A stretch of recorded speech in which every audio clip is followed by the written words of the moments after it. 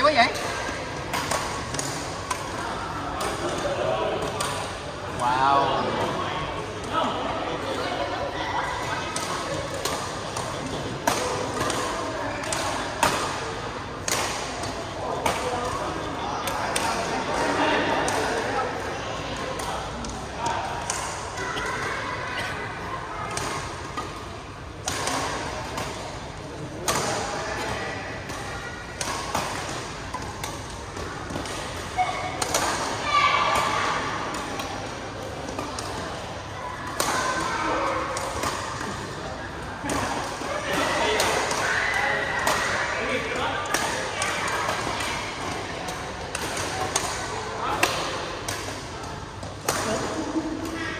Rồi đến cái phần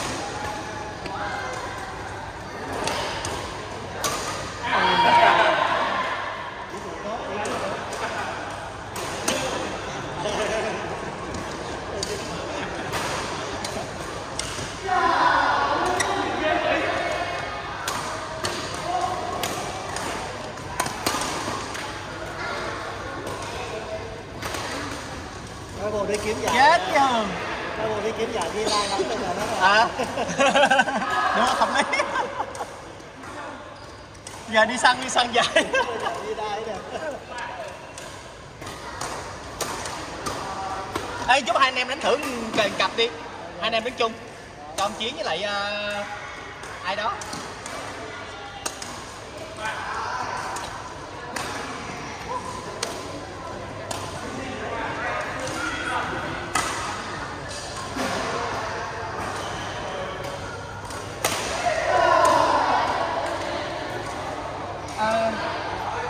Đánh được cái Nguyên với lại anh với lại anh Tuấn Anh. Nổi không anh?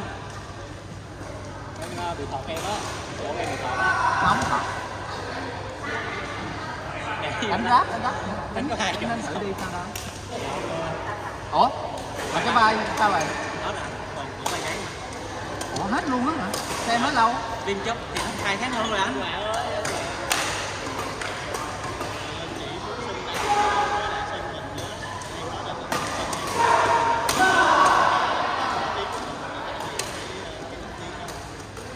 Tại vì không có sao mới đủ cặp ráp hết chứ. Không đủ cặp ráp hết chứ. Ba chị mấy người? Chỉ anh. Một mình chỉ hả? Thôi cho chị vô chơi cũng được, gì đâu. Cho chị vô chơi luôn đi. Chị ơi! Chị ơi! Cho chị đánh luôn đi, sao đâu. Nè chú sân này nè, mình không phải chủ đâu. Chị đánh đi, anh chơi không sao đâu, anh chơi đi. Chị đi có mình à hả?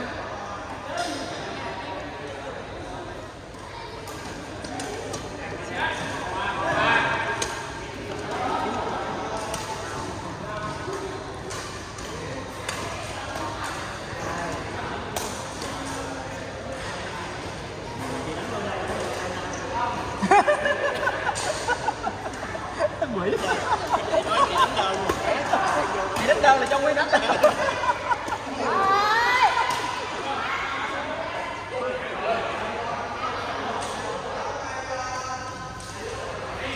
Trời ơi.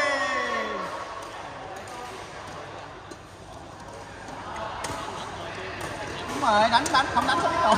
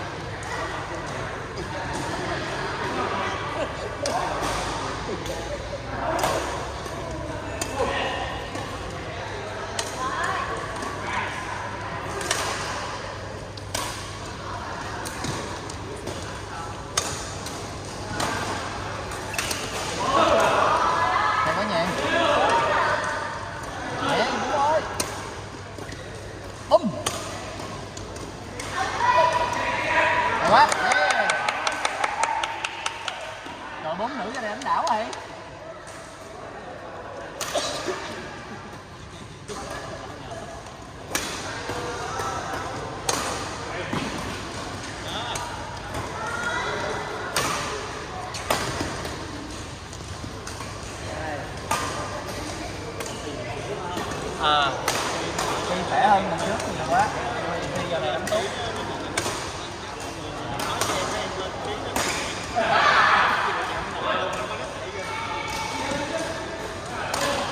So với 2 tháng trước là em thấy đánh tầm này là cuối rồi đó. Đánh khỏe, có lộn chạy khỏe nhưng mà đánh cũng tốt hơn. Anh nhìn xuống, nhiều xuống sức, nhiều xuống. Em thấy anh không có bằng 2 tháng trước. Cái cổ tay nó bị cặp 2 tháng rồi. Ủa vậy hả? Cái chỗ ngay đây nè là bây giờ nó êm thôi, nhưng mà khi đánh trái tay là bị lại. Nó không ra gì hết, nắng nó không bình thường, nó để bình thường thì nó bình thường, nhưng mà khi mình đánh á, bắt đầu đúng rồi, mình đánh bắt đầu tê, đánh nó tê, phải thành cái trái tay. Không phải gai đâu, anh bị chập lúc mà lấy xe lật xuống đó, cái tay bị chịu này nè, là đúng 2 tháng trước luôn, là bị tới bây giờ, là trước giải cái giải tì luôn, cho nên đánh trái tay là anh bây giờ đánh rất là về chừng, với lại đập nó chịu. Đúng rồi, em có cảm giác như là cái cung mất rồi đó. Và nó phát một phần.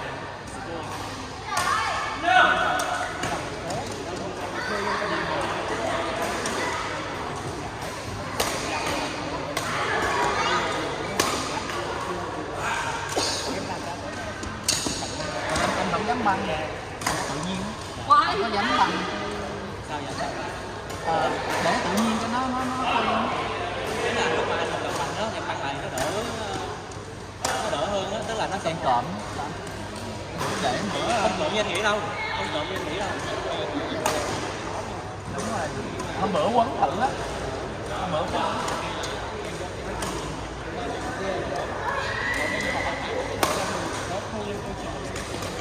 Đúng rồi.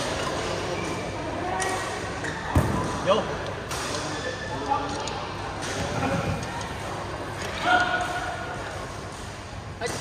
Chị dạy tí xíu bên sân tay để đánh. Đứng canh.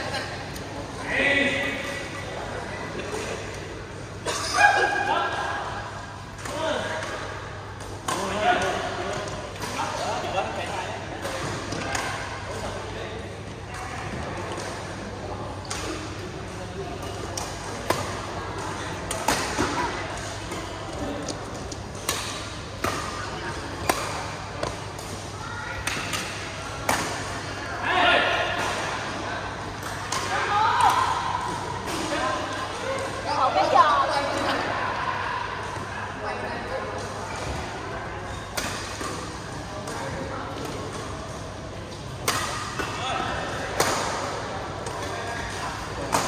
Thôi đó chị Mẹ.